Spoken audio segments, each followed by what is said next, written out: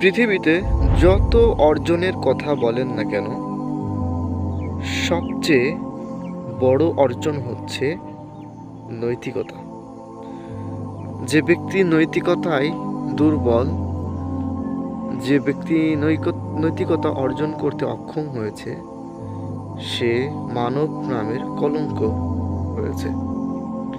কারণ মানুষ এবং পশুদের মধ্যে পার্থক্য আছে, যে মানুষের মধ্যে মনুষ্যত্ব আছে আর পশুদের মধ্যে পশুত্ব আছে।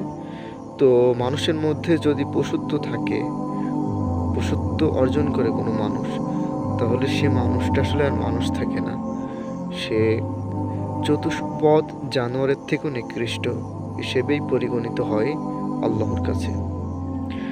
আর যে ব্যক্তি মনুষ্যত্ব অর্জন করতে পেরেছে, তাকওয়া অর্জন করতে পেরেছে, খোদাভীতি অর্জন করতে পেরেছে, নবী রসুলগণ যে আদর্শ শিক্ষা দিয়েছেন সেটাকে গ্রহণ করেছে, তাদের নৈতিকতা, তাদের আচরণ, তাদের আদর্শ সব থেকে বেটার, এবং তার কারণেই কিন্তু তারা আল্লাহ তাআলার কাছে সম্মানিত।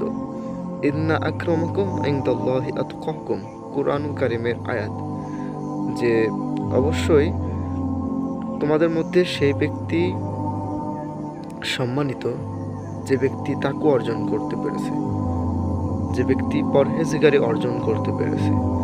একটা মানুষ যখন তাকওয়া অর্জন করতে পারে তখন কিন্তু সে মানুষ হয়, সম্মানিত হয়।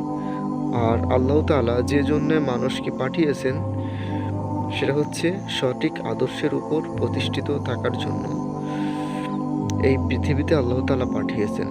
আর আল্লাহ তাআলার যে আদর্শ দিয়ে পাঠিয়েছেন, সে আদর্শ যদি অর্জন করতে পারে, কোনো মানুষ পারে, তাহলে আল্লাহ তাআলা অবশ্যই তার জন্য সুন্দর জান্নাত রেখে দিয়েছেন, নতুবা জাহান্নাম ছাড়া কোনো পথ নাই। তো আল্লাহ তাআলা আমাদেরকে কুরআনুল কারীম দিয়েছে। এই কুরআনুল কারীম হচ্ছে শ্রেষ্ঠ গাইডলাইন্স মানুষ হওয়ার জন্য। এই কুরআনই যথেষ্ট।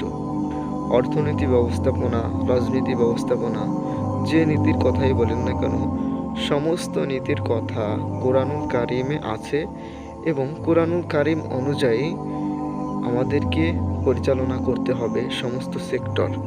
তাইলেই আমরা সঠিক আদর্শে আদর্শিত হতে পারব এবং মহান আল্লাহ তাআলার উদ্দেশ্য আমরা বাস্তবায়ন করতে পারব, যে উদ্দেশ্য আল্লাহ তাআলা আমাদেরকে পৃথিবীতে পাঠিয়েছেন।